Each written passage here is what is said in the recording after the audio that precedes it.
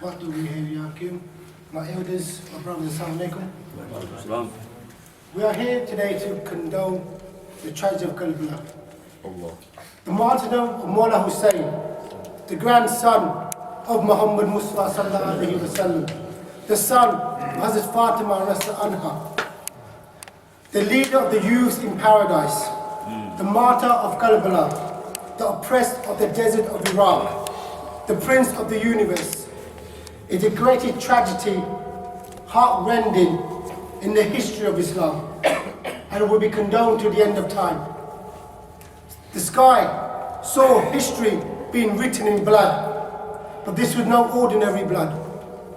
This blood was the most pious, the most clean, the most noble, the most pure. It was the blood of Mawla Hussain. The chapter of sacrifice had to close, and it could only have closed with the blood of Mawla Hussain. No other blood was pure enough. No other blood would have been accepted by Allah the Almighty. We at Ehsan are very fortunate. Could our Murshid, Hazrat Muhammad has been given droplets of the blood of Mawla Hussain by Mawla Hussain himself, and he has said, distribute this blood cup droplets to whoever you think deserves them to the end of time. We are fortunate at Ehsan that the head of Dawud the Bleak is none other than Mawla Hussain. Subhanallah. Mawla Hussain is, and I will emphasize the word is, a radiant jewel in Islam. He is alive. He hears, he sees, he blesses, he guides. Those who die in the path of Allah, consider they're not dead, for they are alive. Mawla Hussain is alive. SubhanAllah. The events of Karbala shook the foundations of humanity. It shows man insanity. And the biggest insane and the biggest mad person you can come to find is Yazid. Did Yazid think that the hand of piety, the hand of honor, the hand of dignity, the hand of respect will give his hand to the hand of darkness, to the hand of dirt, to the hand of forbidden? Mawla Hussain came in Karbala and he said, Yazid, you telling me that I should give my hand to you? I'll tell you what, now I'm here and you have put me in this position. I'll tell you, Yazid, you can take my head, but you never take my hand. Allah. You never take my hand. Karbala has given us so much messages. What has happened in Karbala is an example for every human being. Every human being. I will give a few examples and I won't take much of your time. Myself take advantage of the water. We drink too much and then we throw it away.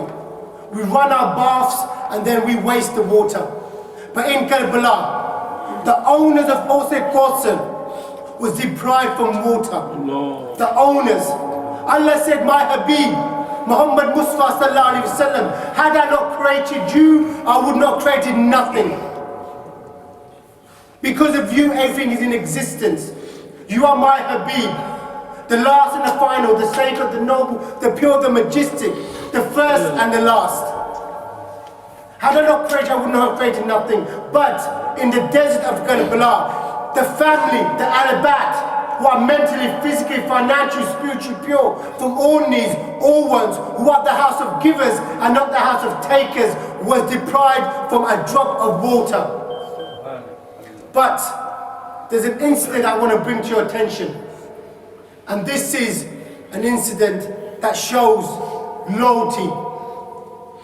Hazrat Abbas Anhu could not see that the young children are being deprived of water. But before I continue, I must understand, and we must understand, it was not the lips of Mawla Hussain that was thirsty for water.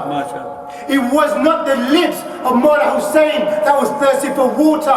It was a water that was thirsty for the lips of Mawla Hussain. If the water had its own will, it would have soared through the desert and it would have come to the feet of Mawla Hussain. If Mullah Hussain wanted to, anything could have happened in Karbala. He had the authority, he has the power to do so. But this was the will of Allah the Almighty. This was the will of Allah the Almighty. Once a female maid came to Mullah Hussain and she said, I cannot see the children suffering here. This is before Karbala. Take my earrings, sell these, buy the children some food. And Mullah Hussain smiled. He kicked the earth with his heel. The whole place became gold. He said, you take what you want to take. I rely on the will of Allah the Almighty.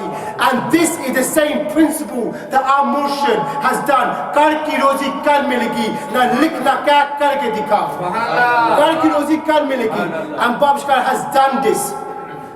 And this is because of the love that Babshkar has for Mullah Hussain. So water. Give me the chance to get some water for these children. Mullah Hussain knew what was going to happen, but he said, I'll give you permission, go. Now, visualize this. Hazrat Abbas anhu is on the horse. He's going to the river, which is surrounded by 1,000 enemies. The river which even the animals are allowed to drink. Horse, cattle can drink from this water, yet the Alabat have been deprived. Is this Islam? No, this is not Islam. So he fights through. He gets to the water. Remember, he's thirsty himself. He picks up the water. He was about to drink. But then he looked at the camp of the Alabat and he said, my Mullah Hussain has not drunk. Young Ali Yaskal has not drunk. Bibi Zainab has not drunk. How could I allow this water to touch my lips? He lets go of the water. Now this is what you call ishq. He fills up his canteen. He gathers back to the camp. Enemies surround and pounce upon him. A sword comes, takes off his left arm completely. He has no left arm now. He's still running with the water intact. Another sword comes, takes off his right arm. He has no arms now. He has no arms. He picks up the mush with his teeth. Just because the Alabat can get some water. He runs without any arms, blood gushing. No pain, no cries. These are the lions. He runs. A spear comes and hits him on his head. He falls down.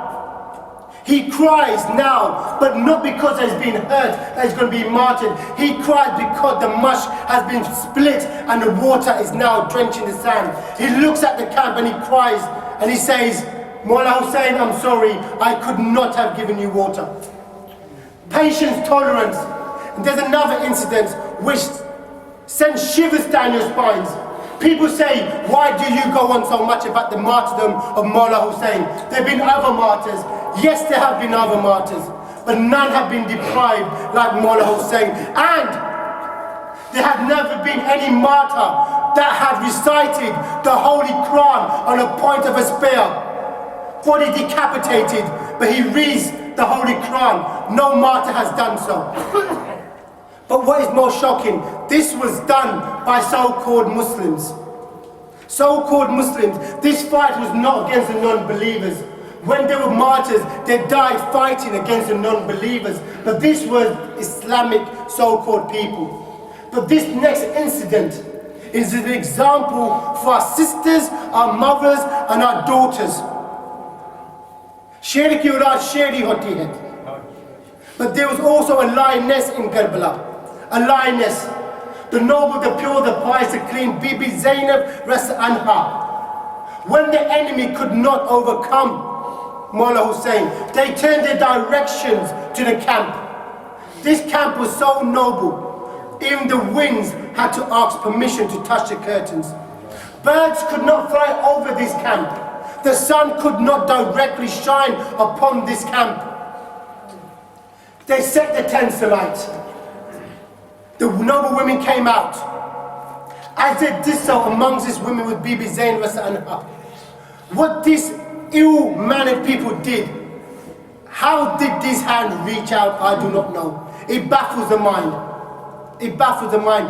Babishka was taken to Karbala by Mawla Hussain. And Babishka was shown by Mawla Hussain, look, there is my body, look, there is my head. Babishka said, I was in such a state that I did not know what to do. If I could, I would have hit the wall and it would have come down. He was in such a state. And these people, they went and they ripped the Jaddal of Bibi Zainab's head. The Jaddal. But what this noble woman did, she smothered the smoking tents and she covered the whole body.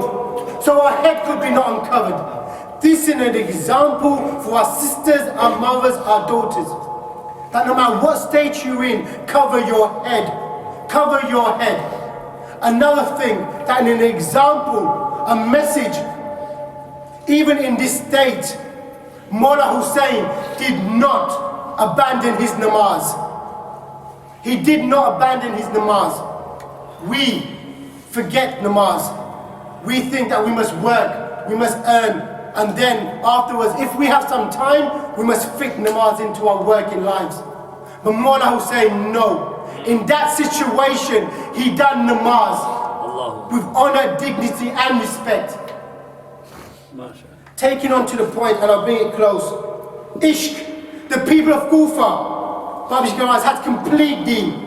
One thing they did not have was the love for the family of Muhammad Mustafa sallallahu alaihi wasallam. For that single deficiency, the whole of the deen was destroyed. They had perfect deen, but no love for Muhammad Mustafa sallallahu alaihi wasallam or the Ahl Bayt, and everything was destroyed. Now, what do you mean ishq? Example comes in Karbala. Hur had no knowledge of deen. Hur was part of the person of the oppression. But when a spark of love came in his heart for the Ahl Bayt, a spark of love, it says that Hur was on a lap of hell, ready to jump in. But when he had the spark of love for Mawla Hussain, he was sitting in the lap of the server of Hossein Qasr. He was in the army, he went across to Mawla Hussain, and his son said, Dad, where are you going? He said, Haq ti samajh aa gayi hai. Mawla Hussain is Haq, Yazid is evil. Mawla Hussain is light, Yazid is darkness. Mawla Hussain is Islam, Yazid is not Islam. So this is what we must understand, another message for our youth. The son said, Dad, wait for me. If you're going to go to Haq, I'm coming with you. And this is deen. I'll go on. Brother as well. And the brothers as well. Now, coming up to the end, I won't take much of time, but he says here, Babish writes, for Mawla Hussein's head alone, the enemy put everything at stake. For this alone, they accepted the torture of the glowing flames of hell. For this alone, they ruined their life hereafter. They wanted to get it at any cost and wanted it quickly as possible. Now this is another strange thing that baffles the mind. They said, hurry up, chop off the head of the Imam. We are being late for our Jummah. We're being late for our Jummah, hurry up, what are you waiting for? What Jummah was you going to read? And in whose name was you going to read it in? Cutting short, I just want to bring it to the close. When the ill-fated Zinam bin Anas had cut off the head of Mawla Hussain, another shocking example of madness. He danced like a madman in rejoicement, and he shouted, load me with gold and silver, for I have killed the greatest king. Now you may think that this was the end. It was finished, but this was not the end. The ugly scene had to be risen. They tore off the clothes of Mawla Hussain, leaving his body, even which the angel did not dare look upon, denuded, stripped naked. And then it was trampled upon by the hooves of the horses. No. If this was not enough, Zinam bin Anas played on the point of a spear with the head of Mawla Hussain. And this is what I want to bring to your attention. In the open, hot desert sun, the Prince of the worlds lay. Nothing could be heard apart from the screams and cries of Bibi Zainab Rasa Anha when she was speaking to Muhammad Mustafa sallallahu alaihi wasallam.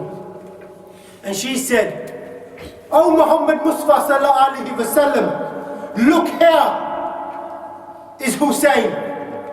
The same Hussein who slept in your lap. The same Hussein who rode on your shoulder back. The same Hussein who laid on your chest is laying flat on the sand, drenched in his blood and dust and without any coffin or grave. His corpse has been ripped to pieces. Your grandchildren are all in prison and your offsprings have been killed and the wind is blowing on their." बहुत नमाज मगरिब बिल्कुल करीब है और ये इनकी English में बहुत लोग बोलते हैं, लेकिन ये मुदस्सर भाई जब बोलते हैं ना तो दिल करता है बोलते ही रहें।